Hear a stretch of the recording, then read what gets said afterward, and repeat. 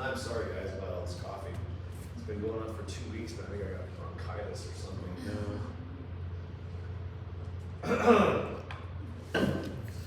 Okay. How do we get things to react that don't want to react? Why would benzene react with anything? It's stable, right? Why do things react?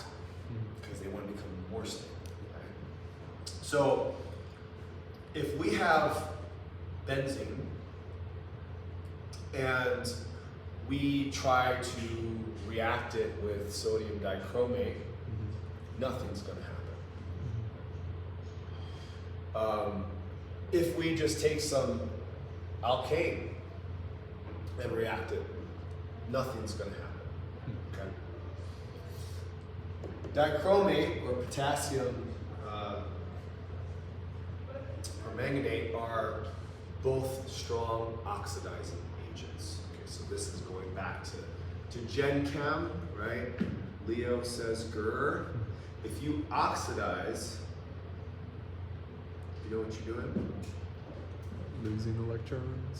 Yeah, so loss of electrons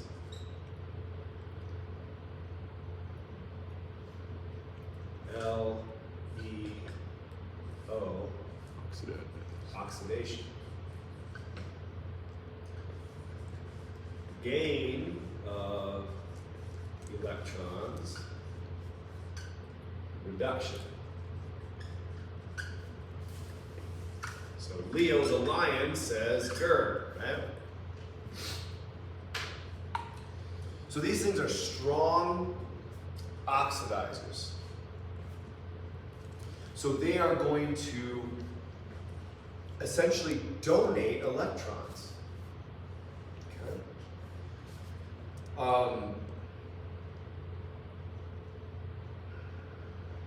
If you have a benzylic group, though, all right, so these separately aren't going to react. But if we have a benzene, this is the benzylic position, right? If we have that situation, now we can make a product. And it turns out that that product is putting on a carboxylic acid.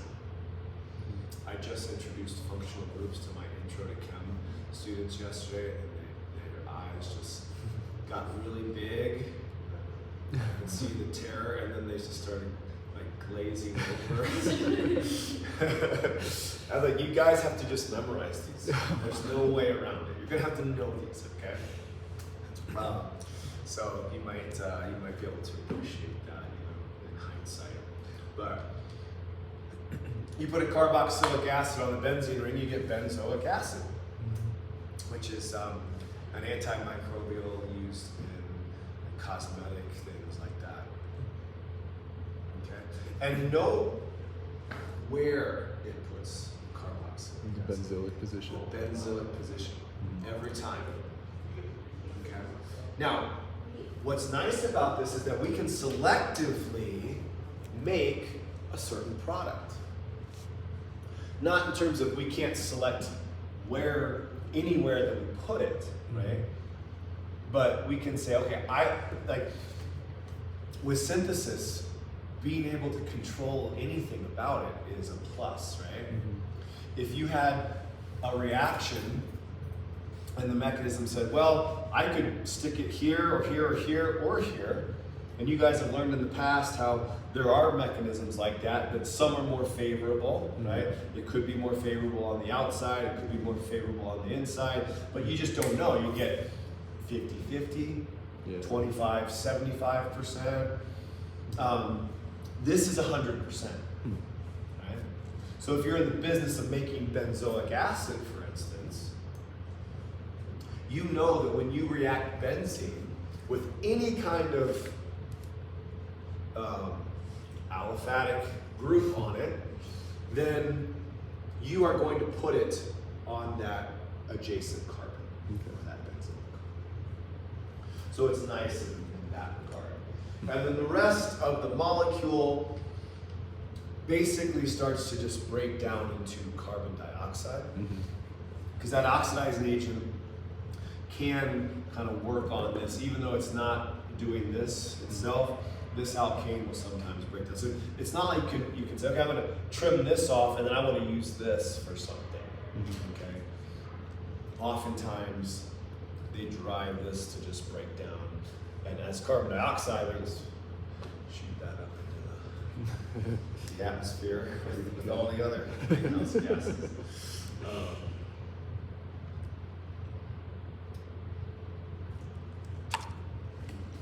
Now, important to note that this only works if there is a hydrogen on that benzoic carbon.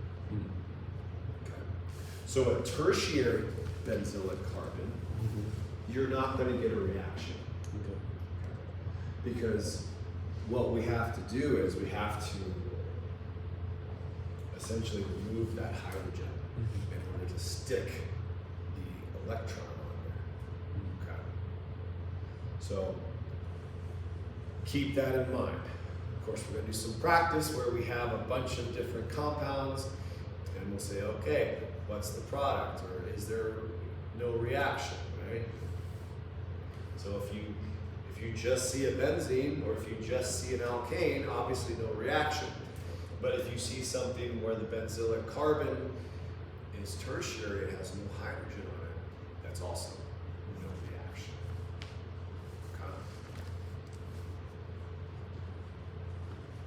All right, questions?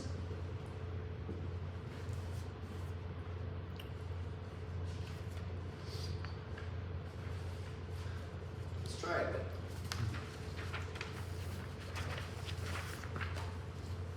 Okay, so we have A. What is that, methylbenzene? Or what else would that be? Toluene? Yeah, good. This is going to have 3 hydrogens on there, right? This blue doesn't seem to be working very well. So, remember, it's going to attack the benzoic carbon here. There's only a benzoic carbon. So we can kick off this hydrogen here, make that a double bond, kick off this hydrogen here, put a hydroxyl group on there. 1, 2, 3, 4, kick off. Yeah. Good. So easy peasy on that one. What about this one? 2 benzoic positions. 2 benzoic positions, right? So yeah, so we've got our benzene ring, and we have an OH here, and then we're going to trim that guy off, right? So, ooh, it's a nice, pretty symmetrical molecule. Right? So if you had only one equivalent, would it prefer the primary or the secondary benzoic carbon? Or is that not an... I think it'd be hard to just have one molecule of sodium dichromate. Or if it was the mole ratio was 1 to 1? It's not going to preferentially Okay. attack. No. Okay. It's gonna just say, oh, benzoic carbon, bam, right there. The first one it runs up against it'll react to. That's not. That's a good question because that's not always the case, obviously. Right. But in this regard, it's going to trim off all the benzoic hydrogens and the rest of the molecule, and then oxidize them. Okay, thanks. All right. What about this one? Here we go. So, right here, yeah, we're gonna cut that one off. What about this one? Can we cut this one off? Yep. Yeah, because it's not tertiary, 100. right? So we can cut this one off. What about this one? No, we can't. So we end up with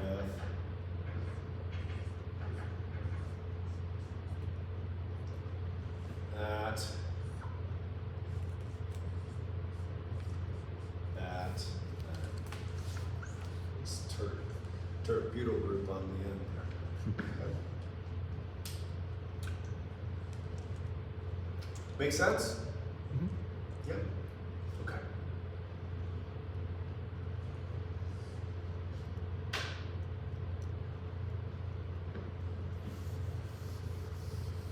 So pretty simple process for converting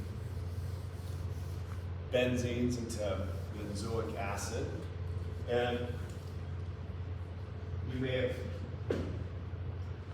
may be aware of certain sunscreens now being considered harmful for coral reef and harmful for us. When I first heard that the coral reef would be harmed by sunscreen, I was like, really? Isn't dilution the solution to pollution? It's a You know, I big was like, ocean. it seems like that'd be a drop in the bucket. But you know, I guess if you're snorkeling or scuba diving, you're pretty much in proximity. So, and I have seen, you know, sunscreen kind of wash off, and you see, like, because it is an organic molecule, it's non-polar, you kind of see it glistening on the surface of the water, shimmering. Yeah, I've seen that. so clearly there's something to it. And sunscreens for us are now being found to be potentially carcinogenic. That's such a turn. So ironic because it's supposed That's to too be much. cancer. That was not on my favorite part. I've been putting on sunscreen to avoid cancer.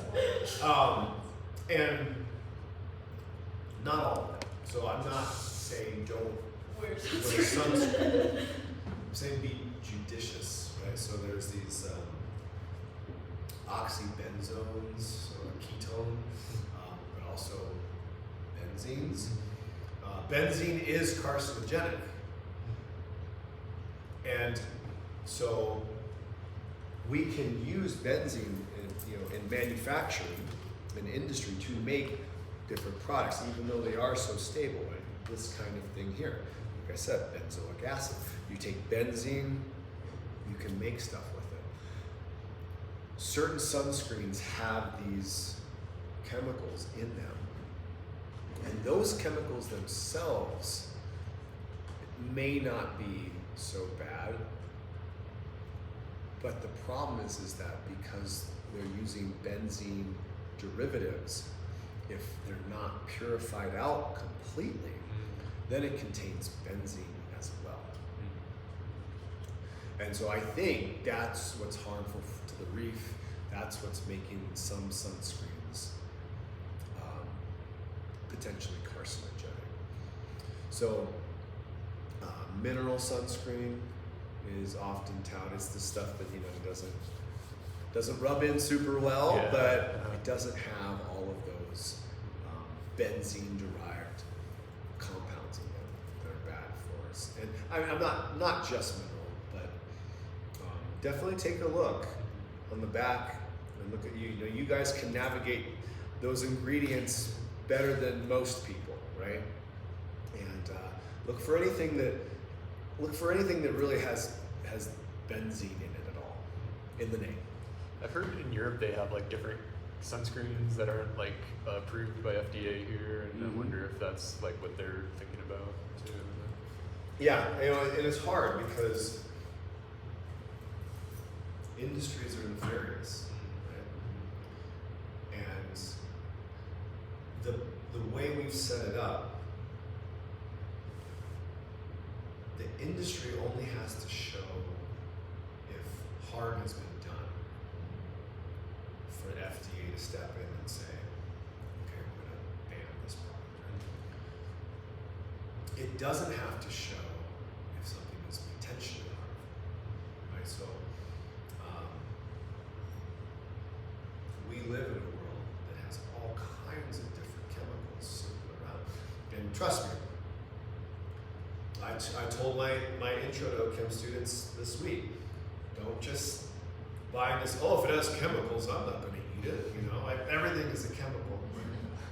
Oh, if it's a chemical I can't pronounce, it must be bad for me. That's not true, right? But we live in a world where, you know, our carpets and our furniture is all sprayed with fire retardants, and everything is synthetically derived. And so any of those molecules by themselves may not be bad, but we don't know what the thousands of different chemicals that humans have not evolved to really be exposed to, when coming together, could do, right? And there's a lot of concern coming out on how it's disrupting our endocrine system. A lot of chemicals that are starting to be associated with endocrine disruption. And bisphenol A, you guys have probably seen BPA. Yeah. I'm sure your bottle says BPA free on it somewhere under a sticker maybe. But, right?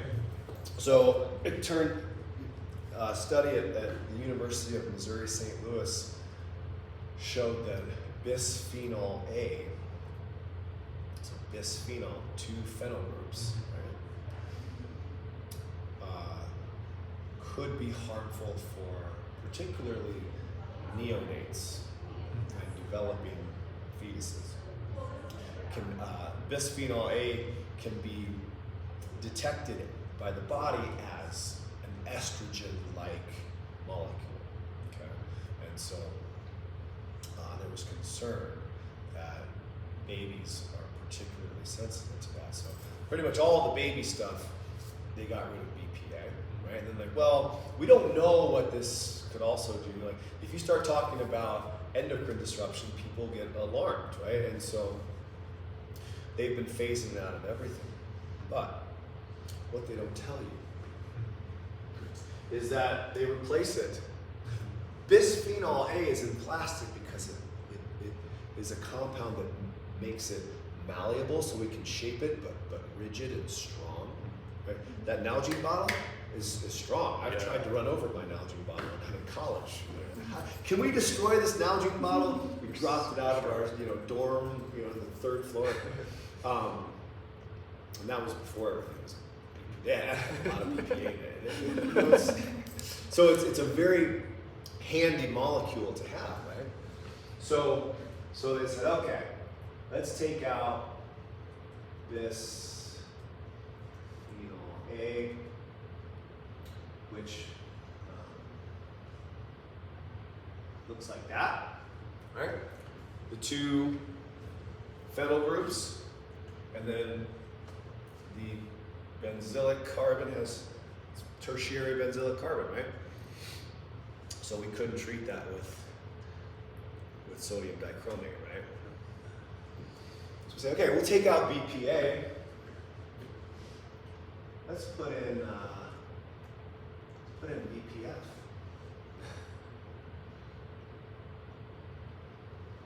Oh, doesn't have those 2 methyl groups, and now we can say it's BPA free.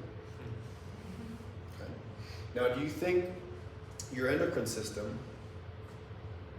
and I don't have the answer to this, but do we think that it's just those 2 methyls that's making all the difference? Probably not, So, industry is nefarious, right? And Europe, I think, tends to be on the forefront of being more cautious and being more environmentally aware and sensitive, and their safety standards are better. Like, they took titanium dioxide out of their Skittles. I think their mac and cheese, their Kraft mac and cheese, has less ingredients in it. Yeah. So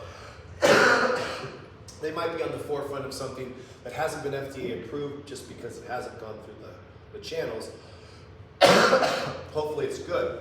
But what I want you to be just aware of is that there are lots of different chemicals, there are lots of different slight variations on things. And when you're and I'm not a conspiracy theorist or anything, this is science, right? When you are an industry that makes money and that is your bottom line, you're going to cut costs in any way possible, right?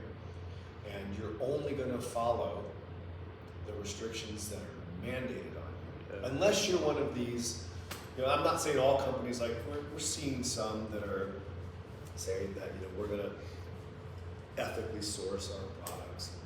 But there's a lot of greenwashing out there. You guys have heard of greenwashing. Yeah. It's out there big time. So yeah, this kind of thing here, it is just one example. So this field of study be like under like toxicology then? Or? Yeah. Okay. Yeah. Exactly. There's a book that I read last year, I think.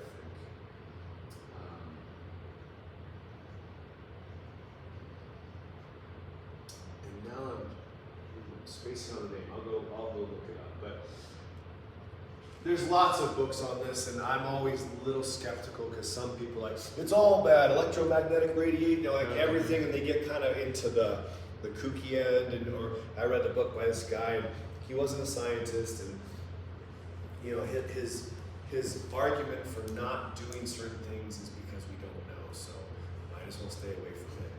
Like an extremist. Right, it's like, okay, well, I'm going to go live on my bamboo mats out, as far away from civilization, okay, then I can get away with that. But if I'm going to even live in Tahoe, it's rural, I'm going to be around electromagnetic radiation. I'm going to have carpet, I can rip out all my carpet, I guess, but I can't afford hardwood floor. It's expensive, right? So you put in laminate flooring. Well, that stuff's got chemicals in it to make it waterproof. Yeah. So my kids, when they track in snow in the winter, they don't, warp up expensive hardwood floor. But this book in particular that I read was written by an MD. It might be an MD PhD, but he was an MD for sure, and was on all these toxicology boards and studies, and so he came from a very scientific perspective. So I liked that book, but you can really easily go off in the deep end with this stuff and then start doom spiraling and thinking that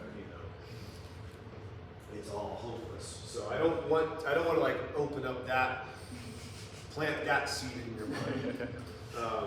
We should be cautiously pragmatic, right?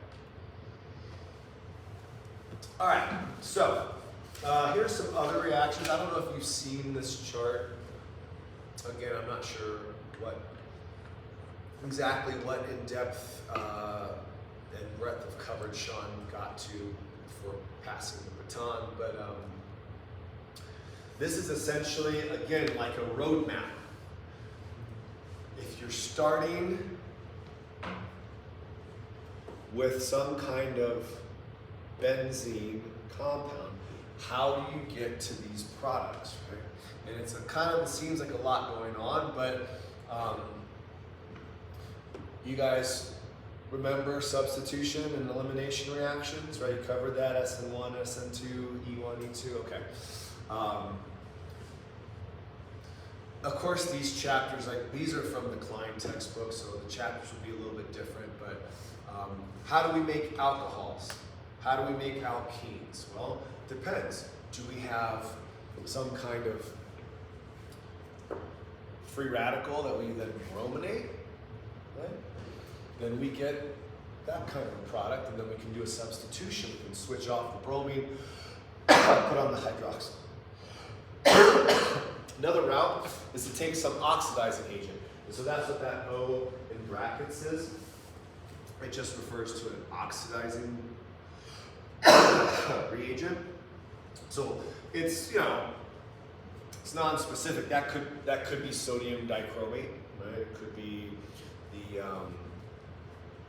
permanganate. It's not specific, but as you guys, I'm sure, have learned by now, organic chemists are lazy, right? And so we like to shorthand. I'm not an organic chemist, but they like to shorthand things, right? They like to not have to draw all the carbons and the hydrogens. They don't even like to balance reactions necessarily, right? Yeah, we'll include the stuff that's important, but so again, if you see this, that just means in the presence of a strong, usually strong. I mean, I guess it doesn't have to be strong, but typically a strong oxidizing agent.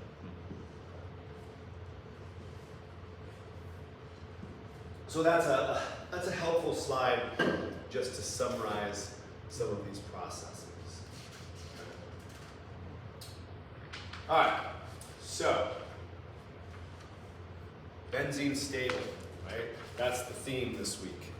Benzene is stable. So how could we turn benzene into a cyclohexane? The answer is not easy. Use a catalyst. Yeah, well, particularly really extreme conditions. Okay, so if we have a reactor, not a nuclear reactor, but just typically it's a really thick lead apparatus of some sort that can withstand 100 atmospheres of pressure. That's a lot, right? So like 100 times the atmospheric pressure? Yeah, so sea level is 1. Yeah. Okay.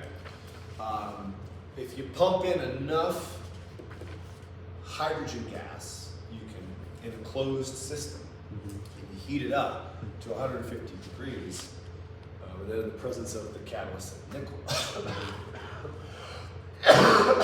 Then you can do it. But again, it has to be extreme. It's an exothermic reaction. It gives off a fair amount of energy too. Which is nice to keep it nice and warm, you know, to drive it and force it into that situation. Force and extreme are the operative words because benzene is so stable that it doesn't want to do this. It's just like a huge like activation energy to get to that point from Yeah. benzene. Yeah. Yeah, and because that activation energy is so high, that's where these things come in. They lower that activation energy. So, you know, if we're drawing the diagram. Would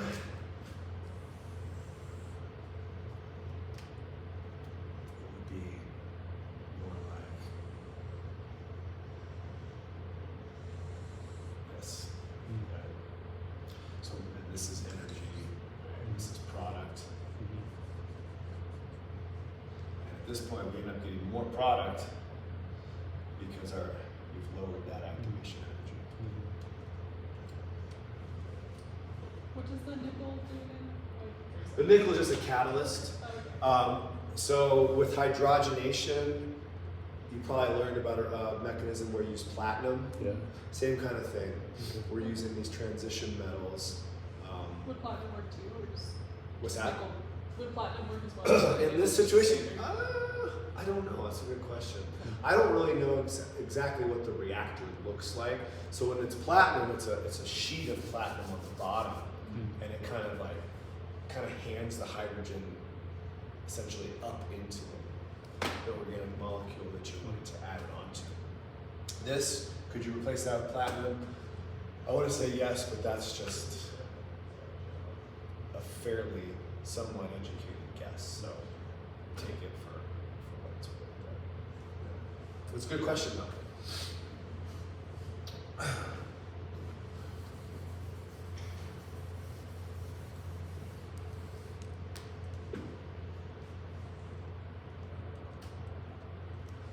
All right.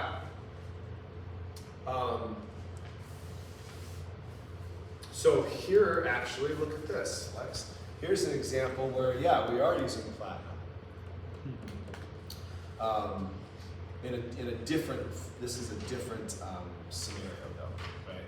So we're not taking the pi bonds out of the ring. Yeah. We're taking the pi bond off of the benzylic carbon. That's because there's not enough pressure and Yeah, heat. I mean, if you look, yeah, it's room temperature.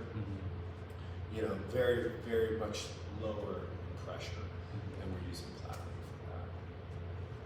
for that. I don't know. I don't have an answer for why nickel seems to be selected for this, for that.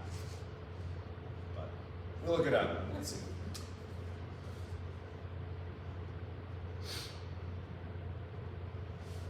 All right, so we'll wrap up here talking about Birch reduction. Okay, we take our benzene and we have liquid ammonia. So it doesn't say it there again because chemists are lazy, right? But if this was general chemistry, we'd have a little parentheses and a liquid, an L there. Yeah. It's liquid. So in order for ammonia to be liquid, it has to be either really cold or pressurized, right? Because it's a gas. And in the presence of sodium, which sodium is highly, highly reactive, and methanol, we can remove one of those pi bonds, okay, to form this isolated diene.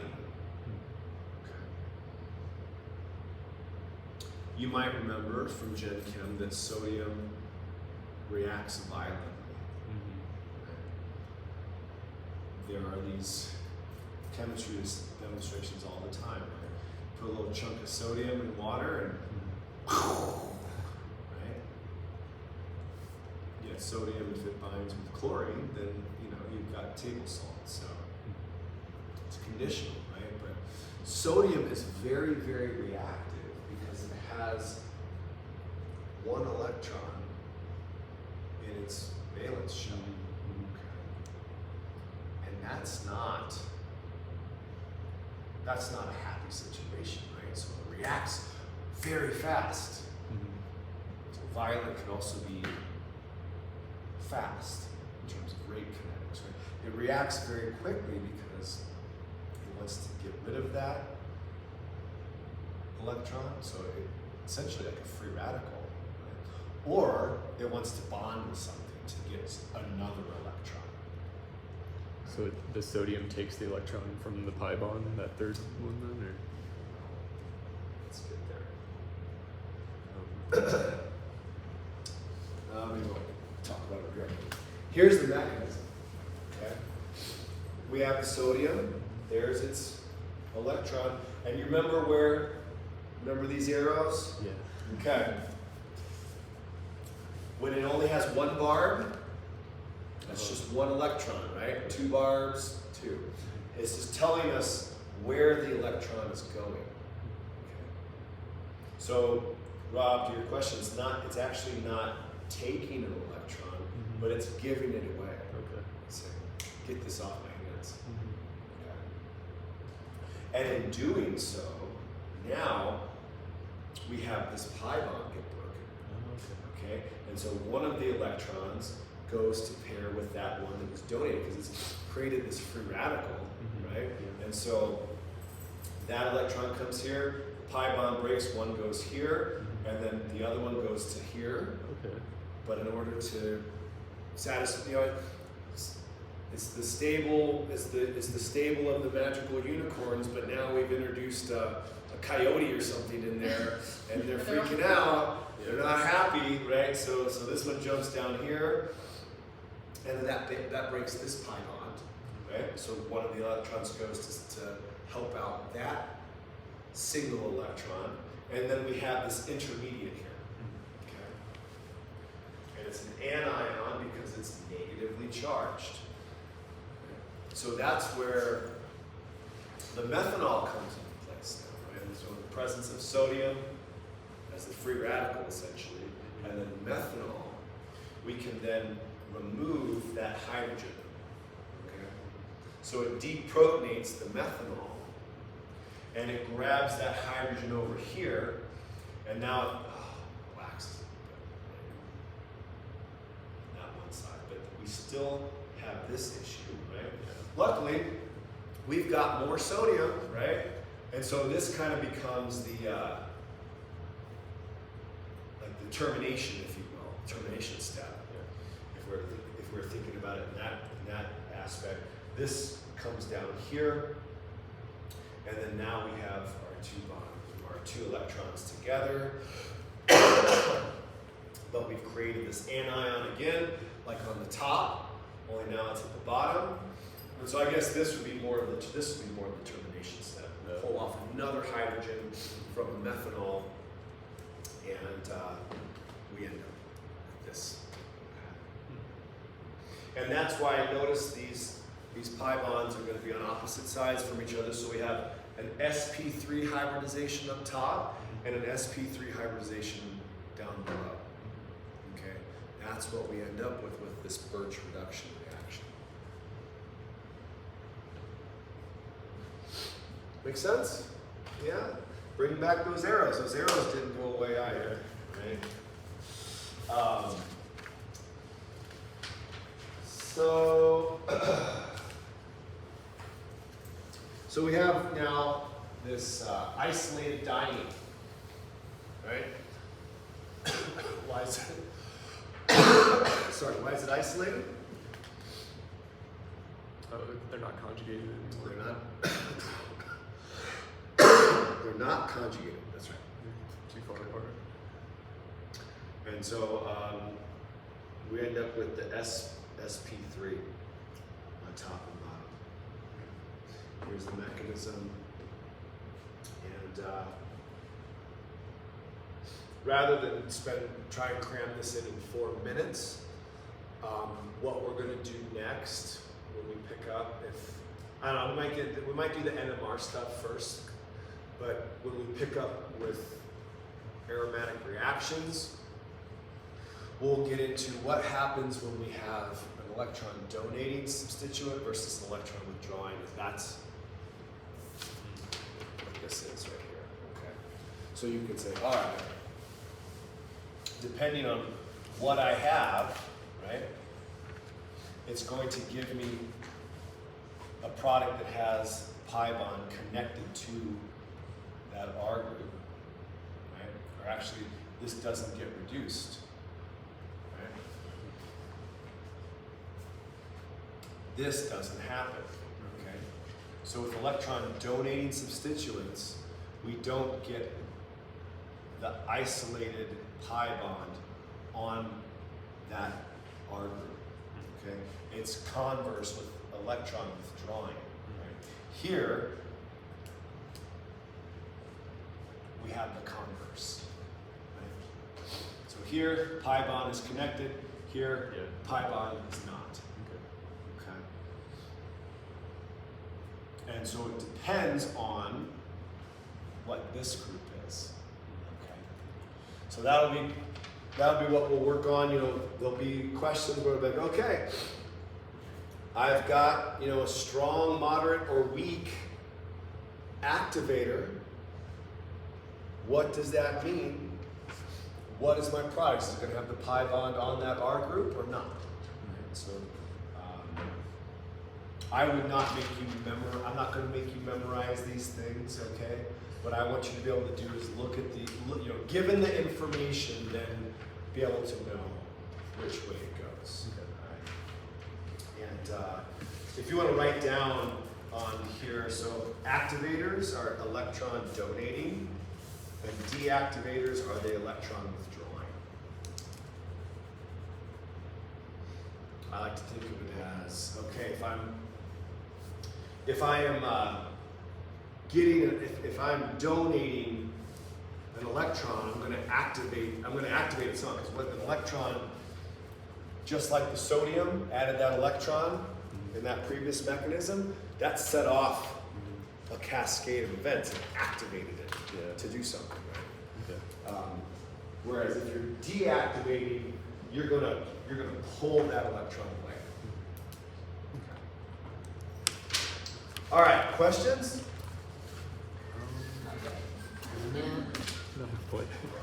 Have a great weekend. And if you have any questions on the lab, you know, that end part, Yeah. with the mechanisms and stuff, the termination steps, the change in concentration over time. Let me know. We can talk about that. Yeah.